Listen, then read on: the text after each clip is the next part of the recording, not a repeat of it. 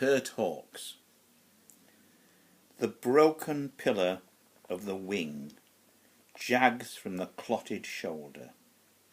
The wing trails like a banner in defeat. No more to use the sky forever, but live with famine and pain a few days. Cat nor coyote will shorten the week of waiting for death. There is a game without talons. He stands under the oak bush and waits, the lame feet of salvation. At night he remembers freedom and flies in a dream. The dawns ruin it. He is strong, and pain is worse to the strong. Incapacity is worse. The cuts of the day come and torment him at distance. No one but death the Redeemer will humble that head. The intrepid readiness, the terrible eyes, the wild God of the world is sometimes merciful to those that ask mercy, not often to the arrogant. You do not know him. You communal people, or you have forgotten him. Intemperate and savage, the hawk remembers him. Beautiful and wild, the hawks and men that are dying remember him. I'd sooner accept the penalties, kill a man than a hawk. But the great red tail had nothing left but an able misery from the bone too shattered for mending, the wing that trailed under his talons when he moved. We had fed him 6 weeks. I gave him freedom. He wandered over the fallen hill and returned in the evening asking for death, not like a beggar, still-eyed with the old implacable arrogance. I gave him the lead gift in the twilight. What fell was relaxed, owl downy, soft feminine feathers, but what soared, the fierce rush, the night herons by the flooded river cried fear at its rising before it was quite unsheathed from reality. Night. The ebb slips from the rock. The sunken tide rocks lift streaming shoulders out of the slack, the slow west, sombering its torch. A ship's light shows faintly far out over the weight of the prone ocean on the low cloud.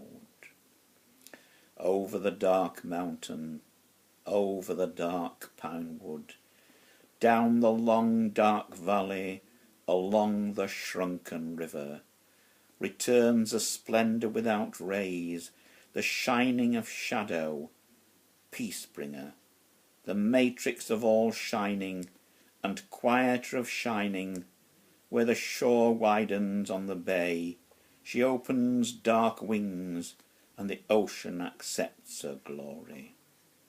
O soul, worshipful of her, you, like the ocean, have grave depths where she dwells always, and the film of waves above that takes the sun, also her with more love. The sun-lovers have a blonde favourite, a father of lights and noises, wars, weeping and laughter, hot labour, lust and delight, and the other blemishes. Quietness flows from her deeper fountain, and he will die, and she is immortal. Far off from here, the slender flocks of the mountain forest move among stems like towers of the old redwoods to the stream. No twig crackling, dip shy wild muzzles into the mountain water among the dark ferns. O passionately at peace, you being secure will pardon the blasphemies of glowworms, the lamp in my tower, the fretfulness of cities, the cressets of the planets, the pride of the stars. The August night in a rift of cloud, Antares reddens, the great one, the ancient torch, a lord among lost children. The earth's orbit doubled would not girdle his greatness. One fire globed out of grasp of the mind enormous. But to you, O night, what? Not a spark? What flicker of a spark in the faint far glimmer of a lost fire dying in the desert? Dim coals of a sandpit the Bedouins wandered from at dawn. Ah, singing prayer, to what gulfs tempted suddenly are you more lost? To us the near-hand mountain be a measure of height, the tide-worn cliff at the sea-gate a measure of continuance. The tide, moving the night's vastness with lonely voices, turns the deep, dark, shining Pacific, leans on the land, feeling his cold strength to the outmost margins. You, night, will resume the stars in your time. O passionately at peace, when will that tide draw shoreward? Truly, the spouting fountains of light, Antares, Arcturus, tire of their flow. They sing one song, but they think silence. The striding winter giant Orion shines, and dreams darkness and life, the flicker of men and moths and the wolf on the hill. Though furious for continuance, passionately feeding, passionately remaking itself upon its mates, remembers deep inward the calm mother, the quietness of the womb and the egg, the primal and the latter silences. Dear night, it is memory prophesies, prophecy that remembers the charm of the dark. And I and my people, we are willing to love the 80 years heartily, but as a sailor loves the sea when their helm is for harbour. Have men's minds changed, or the rock hidden in the deep of the waters of the soul broken the surface? A few centuries gone by, was none dared to people the darkness beyond the stars with harps and habitations? But now death is the truth, life is grown sweeter and lonelier, and death is no evil. Phenomena.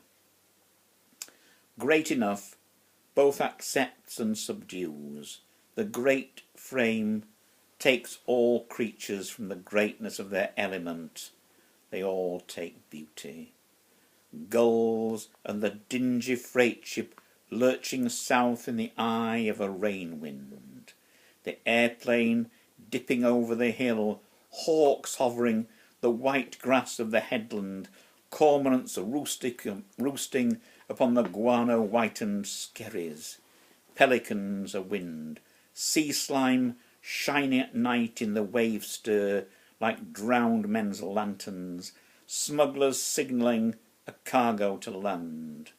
Or the old Point Pinos lighthouse, lawfully winking over dark water, the flight of the twilight herons, lonely wings and a cry, or with motor vibrations that hum in the rock like a new storm tone of the oceans, to turn eyes westward, the Navy's new bought Zeppelin going by in the twilight, far out seaward, relative only to the evening star and the ocean it slides into a cloud over Point Lobos.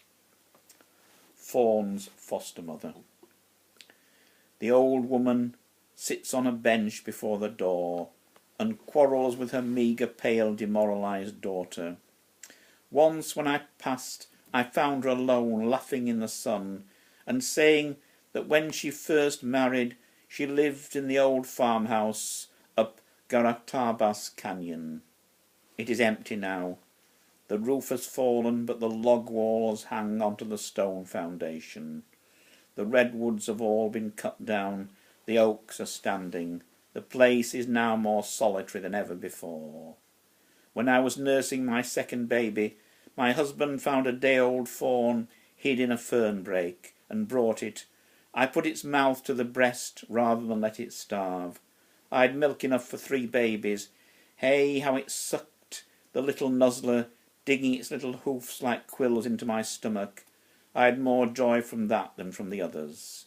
Her face is deformed with age, furrowed like a bad road with market wagons.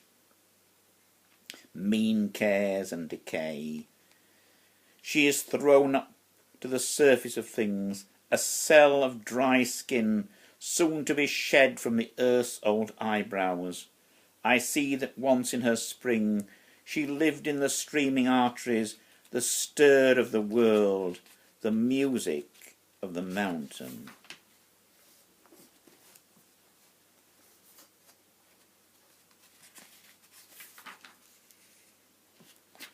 Shane O'Neill's Cairn. When you and I on the Palos Verdes cliff found life more desperate than dear, and when we hawked at it on the lake by Seattle in the west of the world, where hardly anything has died yet, we'd have been sorry, Una, but surprised to foresee this grey coast in our days, the grey waters of the Moyle below us, and under our feet the heavy black stones of the cairn of the Lord of Ulster, a man of blood who died bloodily 4 centuries ago. But death's nothing, and life from a high death mark on a headland of this dim island of burials is nothing either.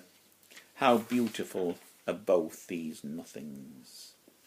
Antrim. No spot of earth where men have so fiercely for ages of time fought and survived and cancelled each other.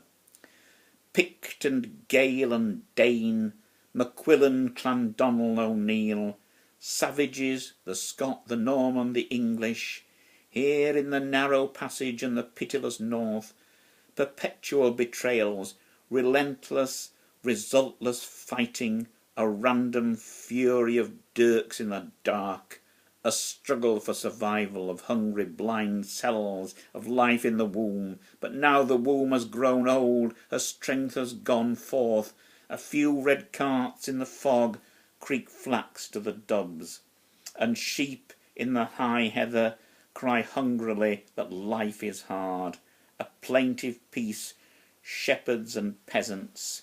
We have felt the blades meet in the flesh in 100 ambushes, and the groaning blood bubble in the throat. In 100 battles the heavy axes bite the deep bone. The mountains suddenly stagger, and the darkened generation and generations we've seen the blood of boys and heard the moaning of women massacred. The passionate flesh and nerves have flamed like pitch pine and fallen and lain in the earth softly dissolving. I have lain and been humble in all these graves, and mixed new flesh with the old, and filled the hollow of my mouth with maggots and rotten dust and ages of repose. I lie here and plot the agony of resurrection.